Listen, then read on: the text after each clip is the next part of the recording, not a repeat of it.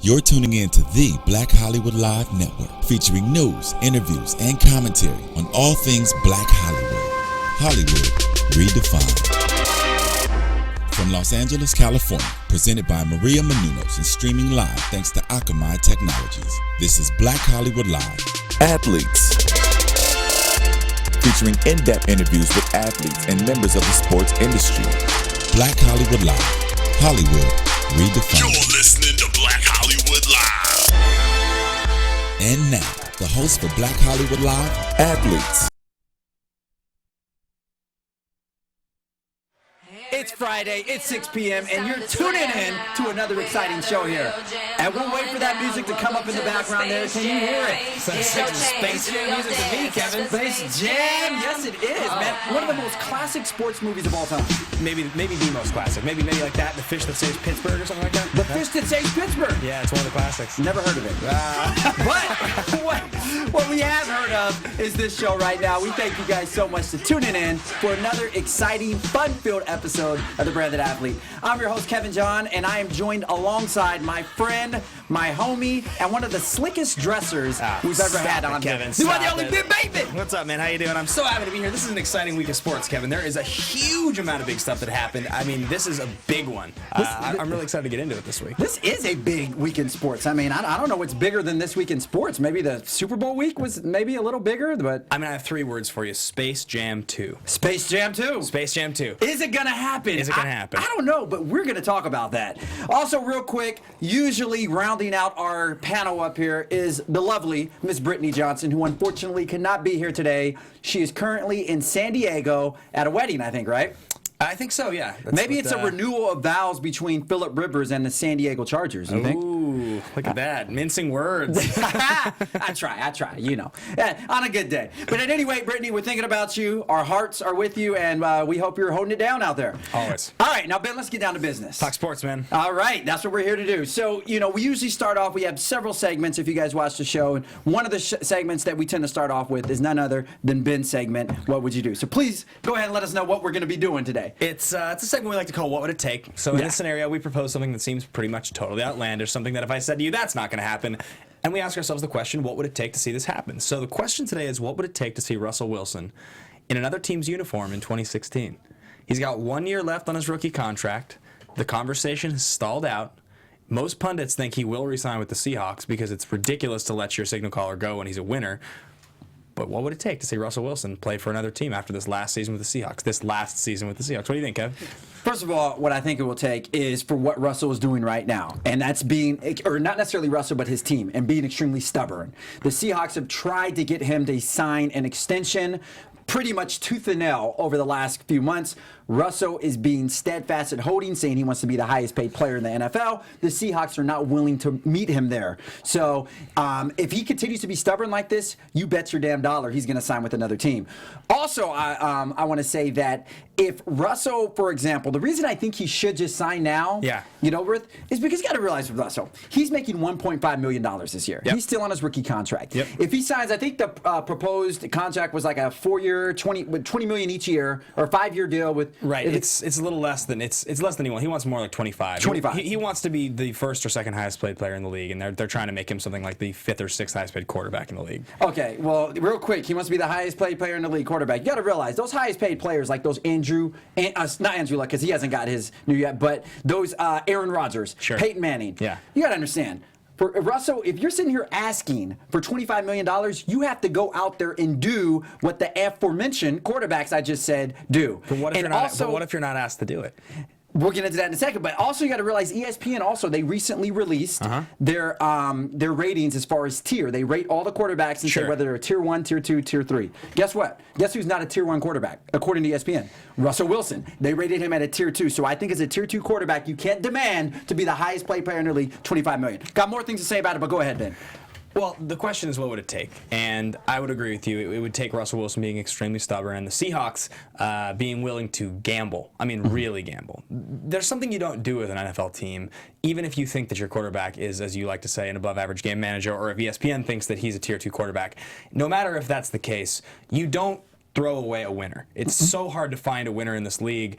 We've talked about this before. There's maybe 7 or 8 or 9 guys in the entire NFL that you assume in a pressure situation won't lose you the game. They have a good shot at winning, but 100%, they're not going to throw the game away doing something stupid. They're not going to turn the ball over like Michael Vick. They're not going to pull Tony Romo. Yeah, I mean, and Romo's even on the edge because he wins in the regular season to lose in the playoffs. Russell Wilson, by every other metric that you want to ignore, is a winner. He is no question a winner. He's been a winner in college. He's been a winner in the pros. Now, there are some statistics that back up that his progression as a quarterback in years 4 through 6 might change a little bit. A lot of the quarterbacks that have won at least 30 games in their first 3 seasons have regressed significantly years 4 through 6. Some of those guys are, I believe, Matt Ryan. You've seen the same thing happen. I mean, Mark Sanchez. Mark Sanchez. Kerry Collins is another good example. Somebody like this, Mark Bulger. Doesn't always happen. Now, I believe Russell Wilson, the reason he is a successful quarterback and the reason I think he will continue to be a successful quarterback is because the guys that he's up against in his rookie class, the other athletes, most notably Robert Griffin III and Colin Kaepernick, though he was a year before Russell, these are guys that relied on their pure athleticism to be successful throughout their career. And Russell's a phenomenal athlete, obviously. I'd say Russell's pretty athletic. You know, he played baseball for the Rangers last year, well, in the farm system last season. Incredible athlete. But in terms of just height, size, speed, physical ability, Kaepernick and RG3 are definitely on another level. Yeah. What Russell Wilson's been so good at is being a smart decision maker and not getting himself hurt. He runs when he has to run, but he doesn't run and take a big hit, which is why he's managed to stay healthy this whole time and not make mistakes. So I don't think that Pete Carroll and John Schneider are so blind that they would say, you know what, even if we have to make him the highest paid player in the league, if that's what we have to do, it's still worth it, because what are we going to do? Expect that look at some of the other quarterbacks that they drafted or traded for in the first 3 years of that regime. You have Tavares Jackson. You have the trade for Charlie Whitehurst. You have the signing of Matt Flynn. I wouldn't say any of those quarterbacks are exactly winning prospects. So, I mean, you're looking at a situation where I don't think you have the luxury of gambling, and I think it would take one side or the other being very, very foolish. Absolutely. I 100% agree. And I'm going to say something real quick because we have to move on. But in regards to what Russell would do and what I would do if I was him, I would realize, look, I should not ask for 25. I should not ask to be the highest paid player in the league, because at the end of the day, guess what? They need more money for their team. Obviously, the reason they were able to win those championships is because they were able to build a solid team around Russell Wilson, because he wasn't hogging up all the money. And when Russell Wilson does have a terrible game like he had in the NFC Championship this year against the Green Bay, his team bailed him out. Marshawn Lynch bailed him out, and he did make a great pass at the end. Well, I think he did pretty well there. He did that last 3 or 4 minutes. That last 3 or 4 minutes, but the moral of the story was he had a pretty much up to that point a catastrophic game. He was around a great team. So I think, Russell, if you want to continue to be a winner in this league, you're going to have to pump your brakes on asking money so they can still continue to use money to build solid players around you. Go ahead, Ben. Last minute. Last point. It does pose an interesting question, right? Because Russell Wilson's obviously at a point now where he's getting endorsement contracts. He's taken out a huge insurance policy for this next season, as well as the fact that he's going to be offered the franchise tag next year if he doesn't sign an extension, which is going to be somewhere between $20 and $24 million for 1 year of play, at which point he'd be a free agent anyway. So he's not exactly in a bad position. Take that and move on to, branded baller of the week we can talk about a little bit, but we're going to have a different athlete. But if you look at some of the contracts he's been signing as an endorsement prospect, the sponsorships, he's going to make so much money off the field right now. Exactly. Giving up $3, $4, $5 million a year for the sake of building the team, it's really a respect move, which is he wants to be respected. And that's as much his agent as it is, him. So I kind of agree with you as a Seahawks fan. Take a few $1 million less. We want to keep you in Seattle. You're an above average and elite quarterback. Just show it. So you agree with me, Ben? No, I said he's elite. Let's move on. Well, he wants to be respected, and you know what else we respect here is another segment that we do called the Branded Baller of the Week. This is a particular segment where we highlight a particular athlete who has been doing something incredible, whether on the field, on the court, or off the field, off the court, in order to enhance and further their respective brand. And this week, it's none other than the guy that's pretty much the most famous athlete on the planet. He's currently starring in a movie right now that opened at number 3 this past weekend. It's called Trainwreck, but there's nothing that's train-wrecked about this guy's career. LeBron James, our Branded Baller of the Week. This guy's doing everything. He signed a huge deal with Warner Brothers. Speaking of Space Jam earlier, and to form a production partnership with them. He's in a number 3 movie right now. He's coming off the ESPY award for best, I think it was best clutch or best playoff, best championship performance. My question to you, Ben, is what can't LeBron James do? Jeez, he's been to 5 finals in a row. You forgot to mention that. Exactly. His accolades go on forever. There's something really interesting about LeBron James to look at, and we talk about his Kobe. hairline. It's a good hair. It's a good looking hairline.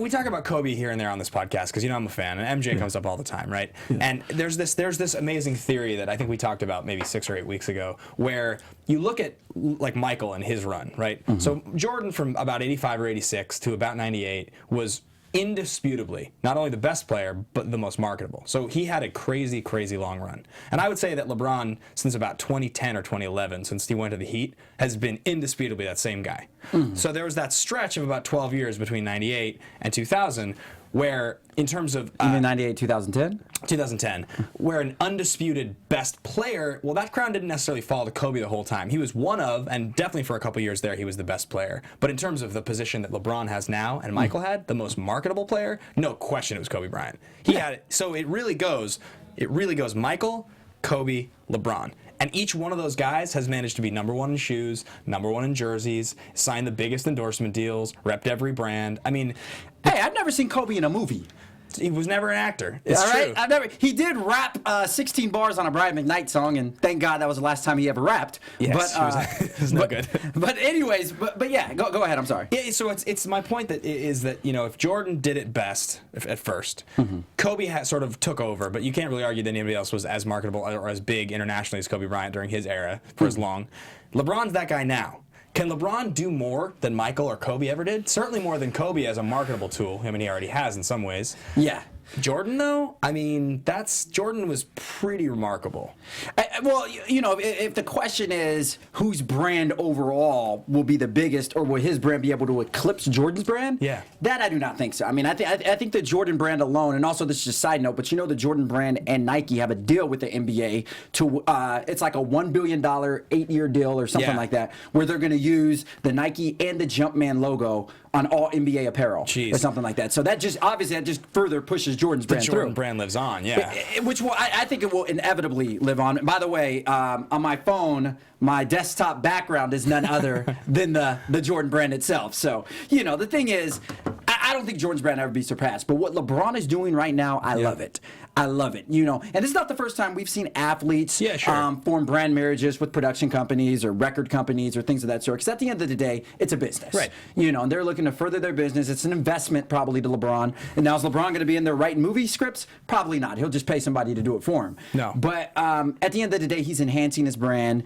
And, when he's done playing basketball, I mean, he could pretty much pick what he's going to want to do. Yeah, I mean, kind of like Jordan when he got finished. He was just like, what do I do? Do I own a team? Do I buy it? Do I do this? It's like... Well, we haven't seen a basketball player yet be an actual serviceable, like, very, very above average actor, have we? I mean, is there anybody... I mean, Ray Allen? He got game? It was a great performance. It was a great performance, but, he wasn't a guy that was in a bunch of movies where he was, being a versatile character. I mean, we haven't seen that happen. So you just wonder, a guy like LeBron, if he's in a movie... I mean, I'm going to see Trainwreck just because LeBron James is in it.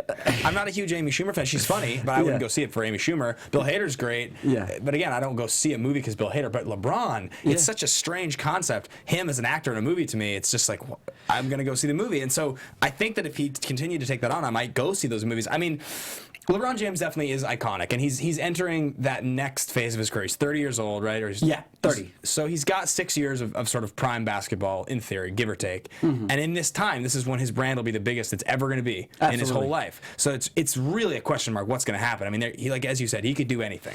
Well, you talked about athletes that you would like to see in movies, or which athletes were good in movies other than Ray Allen.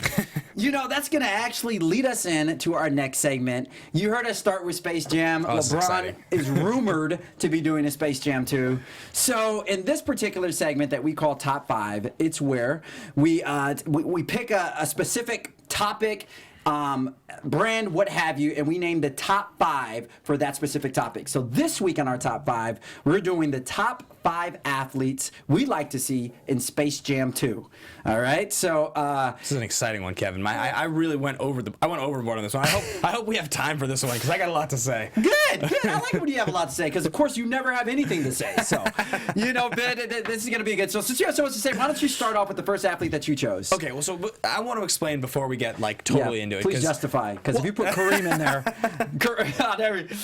by the way, Ben on his top 5 for best shooters of all time put Kareem on there. So we're not going to get into Very well. why Go that ahead. is. But so look, you wrote on the sheet on the outline, top 5 athletes. So obviously I noticed this suggests that it doesn't just have to be basketball players. Exactly. Now, it is Space Jam, and it is a basketball movie. So I didn't quite take the liberty that maybe I otherwise would have to go way off the handle and do all kinds of crazy. I thought about it, but at the end of the day, in terms of the most visible personalities, the personalities that I would want to see on screen, that's kind of what I thought about. And I looked at a couple that I was close to. You know, one guy that I didn't include was Dwight Howard, because I think his brand is kind of past its prime. 4 or 5 years ago, it would have been just perfect to have him. Exactly. But now he's not just so. really digressed. That's an interesting thing. Yeah. Yeah, because he's sort of obvious. Right? He's like the big smile. He's so likable, but He's internationally recognizable as well. yeah, but not so much anymore. So okay, I'm gonna go with my first player, and it's this guy right here on the screen. You're kidding me. It's Mr. Marshawn Lynch. Beast mode? Really? Beast mode himself. But he doesn't talk. Doesn't matter. He doesn't talk at all. He's a character. Have you seen the interviews? I'm just about that action, boss. I'm just here so I won't get fined, boss. So good. So Ben,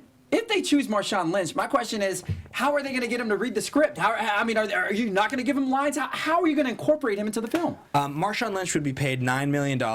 He would have precisely 13 words of dialogue. He'd be paid something like That's almost $1 million a word. It's like $876,000 a word or something like that. I mean, that was just a rough figure. But I think you're going to love it when I tell you which position on the court Marshawn Lynch plays. I'm not going to tell you now. It'll be filled in at the end.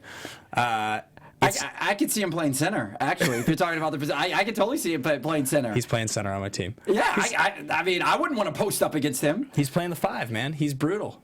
He'll box you out, those elbows.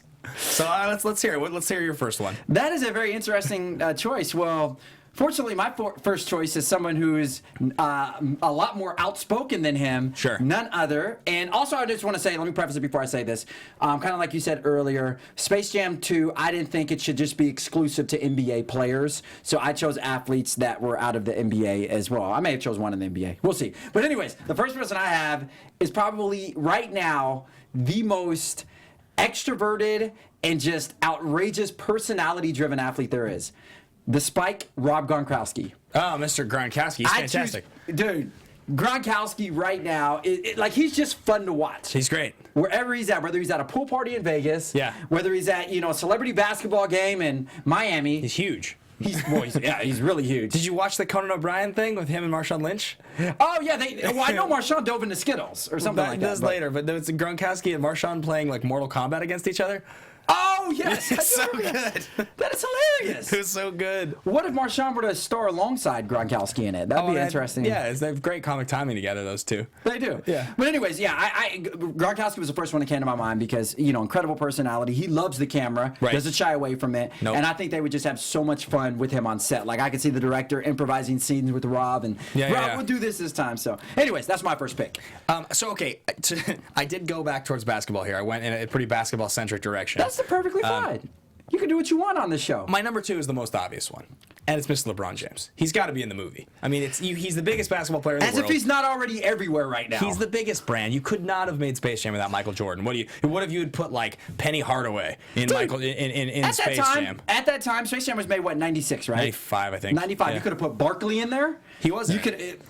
Well, that's right. He played a supporting cast, like with David Robinson and some other guys. Yeah. Those are famous guys, but none of those guys would have sold the movie. I mean, that's not the reason you go see it. You saw it because Michael Jordan was in it. Man, they could have put Anthony Mason as the star. Oh, yeah. Anthony Mason. He would have sold the franchise. I mean, God rest his soul. But rest in peace, Anthony Mason. But I mean, but I just... Anthony Mason had a great personality, man. That dude was... Great. But anyways, I know what you're saying. Yeah, LeBron James has to be in the movie. Yeah. He's the leader. He's the leader of the team. All right, what do you got? All right, so the next one I went is to somebody that also has a larger-than-life personality, and this guy loves basketball as well, so it would make sense. He is currently the fastest man in the world, and he goes by the name of Usain Bolt. Bolt, love his personality, love his showboating. I think that, and I can see Bolt eventually pursuing a career of entertainment. I mean, I've seen him on a lot of Conan or late night television shows and stuff. And he's like Gronkowski. He loves the camera. And he's very creative. And he loves basketball. He's played in a few of the NBA All-Star Celebrity Games. He can dunk. I mean, all he can do is just run up and down the court. That'd be like what is it called? Cherry pick. If I was saying about I would cherry pick all day because no one will catch you. Bolt out on a fast break, he'd be unstoppable. I know. Unstoppable. I wonder how high he can jump though. I wonder if he can dunk. Yeah. Oh, yeah. No, I saw him do something disgusting. Like he leaped up, and it was just like so effortlessly. Yeah. And did a reverse or something. I was like, oh my goodness. It's unsurprising. Right. Ridiculous athlete. Ridiculous. One of the greatest. And we'll see if Boat can repeat at the Olympics coming up next year. Yeah. All right. Number 3. I'm going to go with Mr. Blake Griffin. He's I mean, good selection. It's hard to not include Blake. I think the two for me that just stand out if you're going to make the movie are LeBron and Blake. Yeah. They're like, I mean, it's like that would be like the top build. It's hard to imagine. I think Stephen Curry's brand is kind of grew, and Chris Paul, I think his brand is kind of grew as well. But yeah, I understand. In terms of personality, they're the two that have. I mean, LeBron's the biggest, and then Blake's he's like the most. He's in all the commercials. He's in like every commercial. He's got so many commercials. I even have a whole theory about how this would work, like the plot of the movie. We can talk about it in a second, though. Okay, all right, good. We'll get back to that. Well, another person, I'm going to go to basketball for this one, and he's actually retired. Okay. But I mean, it's a hypothetical thing. I got a retiree in mind as well. So don't worry about it. Good. I chose none other than the man that got the most technical fouls in the history of the NBA, Rasheed Wallace. Oh yeah, it's a a good one. Rasheed Wallace. Rasheed. Yes. What did he say? Ball don't lie, or what was it? Something like that. Anyways, but the reason I choose Rasheed Wallace is, for one, he never ceases to amaze on the court with his antics, who he is as a person. Always good. Whenever he was doing post-game interviews, I always just wanted to tune in to watch Rasheed Wallace's post-game interviews because I always knew he was going to say something outlandish or crazy. He thoroughly loved entertaining. Great basketball player, and I think he would bring a lot to a film like this. His most famous team was the. I'm sorry, skip me for a second. The Blazers? No, wasn't he on the? Well, he was on Detroit when they won the... Yeah, the 04 Pistons, right? Yeah. It was like him Larry and Chauncey Brown. Billups were like the two guys. Well, Rip Hamilton and Ben Wallace were the men too, but yeah. But yeah, he has his ring, and he's one of those people that just kind of faded after retiring. So well, he had a stretch with the Celtics in 2010, I think. He did. I seem to remember he was on the losing team. I don't think he was on the winning team in 08 though. Yeah, he was, and then he just he evaporated. Pretty much the end of it, yeah. But go Wallace. Go Wallace. I'm gonna go with my third player is Mr. Jalen Rose. I love Rose. I'm a huge fan of Jalen. Good selection. I'm such a fan, and he's always talking about he could shoot threes from the corner. Like I'm just imagining a scenario with Marshawn at center. And with Jalen, and because they don't have a true center, and the other guys I have are all going to fill out the 1 through 4, and Jalen would be playing the 2, but he'd be like the old man on the team, always complaining. I think it'd be very funny. It'd be a good dynamic. I love Jalen. Huge fan. Big shout out Jalen Rose. Yeah, big ups to Jalen, and he actually went to the finals with the Pacers, I believe, right? Against the Lakers. Against the Lakers. Yeah, and 2000, I believe. 2000, yeah, that was sweet left hand though. Sweet left hand. Big ups to Michigan's Fab Five too. Yeah, man. All right, moving on. This is the lone woman on my list, but you got to add it. You got to woman. Hell yeah. I like it. Equality. You can't Gender equality. discriminate, Love it. And I chose right now, she's coming off basically a World Cup championship, none other than the USA's team's goalkeeper, Hope Solo. Oh, Hope Solo. Okay. You're on the edge of your seat there, Ben. Because you know how much I love Alex Morgan. Well, yeah, that is true. But you didn't see that picture she tweeted up. Hope Solo? No, Alex Morgan. You know she's dating Chris Brown now. No. I don't believe you. I'm lying. All right. But what I'm not lying about is Hope Solo being on my list. I think that Hope Solo, who was actually married to a Seahawk, Jeremy Stevens. Yep. I don't know if they're still together. But at any rate, I think that she has a larger-than-life personality. Yeah. She's written books. She loves to be in a creative role. And she's a great athlete. She looks beautiful, and I think she would, be great for a film like this. It would be interesting, though, because, the original Space Jam, I don't think had any female athletes in there. Not in the main role. Not in the main roles. I mean, there were some women. As far as the supporting cast. Maybe not. It was like Muggsy Bogues and Larry Johnson. Larry Johnson was there. Oh, and Sean Bradley, I think. Sean Bradley. And Patrick Ewing and Charles Barkley. Right. Yeah. Who am I forgetting? I think that's most of them. It's funny. I get the players in there mixed up with the players in Mike, the Bow Wow one where they had Iverson and Chris Webber and stuff. But anyways, maybe that's another movie they'll remake too, like Mike down line, like LeBron. They call it like LeBron. LeBron, yeah. Anyways, Hope Solo definitely, and the position I would put her at, because she has such great hands, she can catch anything. I'd probably put her at a wing, small forward, and I would just have her run up and down the baseline, catch and pop, catch and shoot, catch and pop. And I would put her like Usain Bolt. I would have her running fast break as well. So what do I got? So far, my team is Jalen Rose, Marshawn Lynch, LeBron James, Blake Griffin, rounded out by none other than my favorite player in the game right now, Steph Curry. Oh, okay. Steph Curry. Steph's my boy, and it's part of my theory because I almost went Westbrook here for point guard because I love Westbrook, but I was thinking for the plot of my movie, what happens is we shift over. So instead of like the Toon World, we're not in Toontown anymore. It's a total rebrand. We're going with The Simpsons. So Homer is at the power plant. There's a nuclear disaster. He has a radioactive man comic that he's confiscated from Bart. Did you watch The Simpsons growing up? Of course, I think everybody did. So some crazy page in the comic, the nuclear disaster opens like a portal to another dimension. The Monstars, but they're kids now because it's been 20 years and they were all defeated. There's a new squad of Monstars. They make it into Simpsons world, and the Simpsons at the time are watching Game 5 of the 2015 NBA Finals. So in that game, they watch the two best players on the court, Steph Curry, LeBron James, the announcer, Jalen Rose, a prominent part of the Oakland and inner city charity, Marshawn Lynch, on the sidelines watching the game, and lastly, the person featured in every commercial, Mr. Blake Griffin. And they observe these 5 personalities and they say, that's the team we need. We're gonna steal them from another dimension, and they're gonna fight the Monstars. And that's my plot to Space Jam 2. Space Jam 2, if you guys are looking for writers for this, please contact Ben Bateman right now. He has figured out the whole plot and everything. Actually, you lost me a few times on that plot, but it's good. I can dig it. Please contact LeBron, Warner Brothers. Please contact Ben. He has everything filled out there. That was quite I profound. On driving on the way over here, I was thinking, I need a reason to have these 5 guys connected, and I came up with it. Marshawn wasn't actually at the finals. That's the only part that was missing. I don't think he was on the sidelines. I know he's been to a lot of Warrior games, obviously, because he's from there, but I don't know if he was. But I was going to ask, you talked about some of the positions they were played. How would you, 1 through 5? I know you said Marshawn at center. Yeah. You go Steph at the 1, Jalen at the 2, LeBron at the 3, Blake at the 4, Marshawn at the 5. And hilarity. Marshawn at the 5. That is so hilarious with all those. Jalen and Marshawn, and then that's hilarious. I think it'd be a great cast. I think it would work very well. Well, speaking of the 5, rounding out my top 5 is someone else who plays the 5, and I honestly think he has the best personality in the world of sports right now, none other than John Sally. John Sally. Big ups to John Sally. By the way, John Sally, is one of very few, I think one of only 3 players to get 3, or to have rings from 3 different teams. Really? So, he won one with the Pistons, the Bad Boys. Yeah. He won one with the Bulls. Right. He won one with the Lakers. Okay, Lakers. Yeah, so, he's a winner. And you want a winner on your squad. Yeah. So and he's got all the personality in the world. Oh, of course. In fact, he's featured as an interview on both your reel and my reel. And look at that. So if you guys want to go, that's a nice plug for our reels right there. If you want to go check out my reel or Ben Bateman's reel, you'll see John Sally on each of those. So make sure you check those out. But the thing with my squad, I know you can't really. Put them together? You can't really put them together to form a team because of that. So I would just say this. I would, John Sally obviously would take 5. Gronkowski, I'd put at power forward. Yeah, he's a beast. He's just a beast. He's got the shoulders, the whole, it's what you need. Exactly. Hope Solo, I said before I wanted her small forward. Running small forward, but I don't know. I mean, I want her, I would put her actually at 2.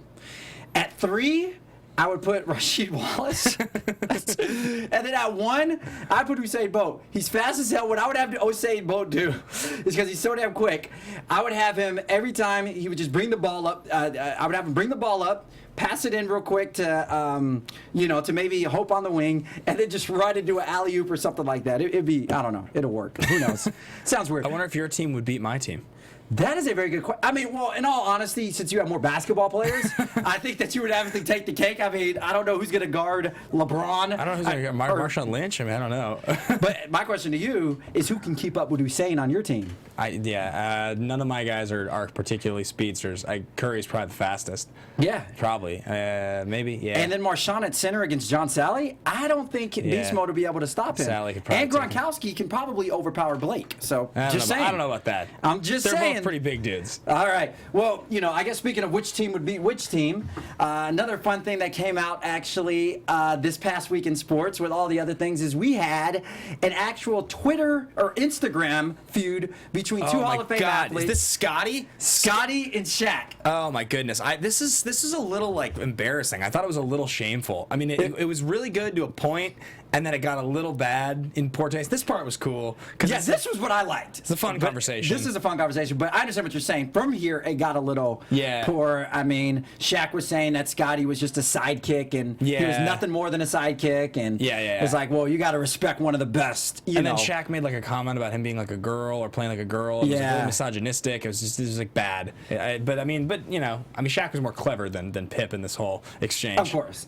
And at the end of the day, I think they meant it more out of entertainment. I mean, even though there were some jabs in there that got a little personal, I think it started off. The foundation was to be entertaining, and then it took it far. I'm Batman, you're Robin. I'm Puffy, you're Mace. I'm Puffy, you're Mace. I was like, wow, he's just really taking it there. Yeah. And it always brings up the intriguing conversation. What would Jordan be without Pippen, and what would Pippen be without Jordan? Which you hear a lot of times they talk about. Would they both still be Hall of Fame players if they didn't have each other? I mean, look, this is ridiculous. Like, this versus this. Oh, yeah.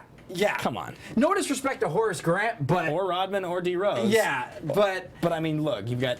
On the all-time greatest... on the all-time greatest scale, here's how I see it on the list. You go number 1. Jordan. Right? Yeah.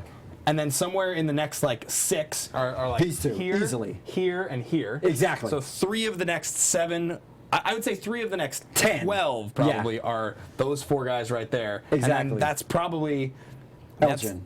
That's probably, like... Top 15 or top 20. Every one of these guys is probably top 15, quite honestly. So that's like almost impossible. Whereas, like, aside from here and here, you have 2 top. You have the best player of all time. Best player, like Pippen, top 30. 30, yeah, I would give him top 30. Top 25, maybe. Top 30, Yeah. and then top 70. Not even on the list. Not even on the list. No. I mean, I think Horace Grant is probably the only one on there that probably is not a Hall of Famer and probably will. I mean, well, he's not a Hall of Famer, but Rose, depending on. He's not going to be a Hall of Famer. Yeah. Well, we'll see. But at any rate. No disrespect to Derrick Rose. You'd have to do something fairly miraculous. And I don't think the style of point guard play that he managed to win the MVP with in 2010 will win games for teams anymore. I don't think that Derrick Rose, as a player that was successful in 2010, even if he returned to peak Derrick Rose form, that's not who you want playing point guard anymore. You want Steph Curry playing point guard. You want a guy that can shoot. Going to the rack and getting beat up doesn't win games anymore. Way to just throw some shade on Derrick Rose. But at any rate, like I said, this was the best part. You got a lot of validity to what you just said, though, too. But anyways, this, to me, was the most intriguing part of that whole Twitter feud because, you do look at the all-time Bulls and you look at the all-time Lakers. And like Ben said, if you look at the all-time Lakers, you clearly have, out of the top 15 players of all time, at least 4 of them are on there. And Baylor would be, top, I don't know. What about Jerry West? Well, Jerry West, see, that was another thing I was thinking of. I don't know how long Baylor was on the Lakers and how long West was on the Lakers, and maybe they just put with whoever was on there the longest. Sure. Because you got to remember, Wilt Chamberlain was on the Lakers as well. Yeah. Now, so, really, if you talk about all Lakers, I mean, their whole all 12 team can be like a dream team. You know, if you take the all 12. You get into James Worthy. Thank you. It just goes on and on forever. So, my question to you, though, Ben, before we move on to the next one, if you did have the all-time Bulls and the all-time Lakers, and you could pick 2 all-time coaches to coach each team, which 2 coaches would you pick? 1 for each team, you're saying? Yeah, you had to pick 1 all-time coach for each team. Well, big shout out to Jalen Rose. He always references the 4 puppeteers in NBA history, and you got Red Auerbach, you got Phil Jackson, you got Coach Popovich, and you got Pat Riley. And so it's some combination of those coaches. And I would have to say, when you're dealing with players this great, I go Phil because he won championships with all these guys, or a bunch of these guys. Yeah. So Phil is coaching here, and I'm gonna probably take Popovich here. Wow. Because I think that Popovich with these parts, players, he can would be able to do more with, there's way more ego here than there is here. Yeah. I mean, honestly, no disrespect to Luke Walton, but Luke Walton can coach this team to a championship. I mean, really, question. You don't need an all-time coach to coach this team. What I would do, Phil, that was an interesting selection, though. What I would do with this one right here, with the Bulls, I would choose Larry Brown.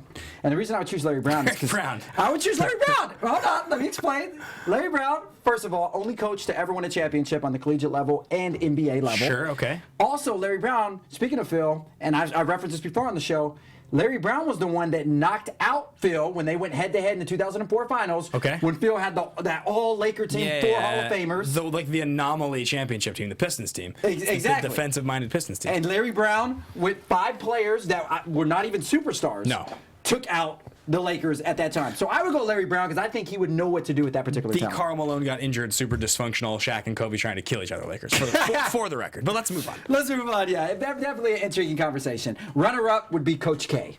All right. Yeah. So, dude, solid. Right. All right, so moving on. This next segment is a segment that we kind of do. It's kind of hypothetical, so we call it If I Were.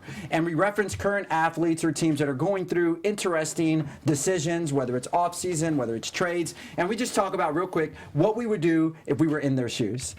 So the first one I'm going to start off is, and this is the person is at the center of Deflategate. Obviously, it's my man. It's my man, boy. Your favorite player. Yeah. Favorite player. And I'm surprised you didn't put him in your Space Jam. Thought about it. But anyways, maybe his wife can be in it. But anyways, it's something where, obviously we know what he's going through. There's Roger Goodell. He's currently appealing it. If he loses his appeal, it's a possibility he may go to court to try to take it longer. Anyways, if you were Tom Brady, what would you do right now, given the situation that you're in? I'd fight it to the death.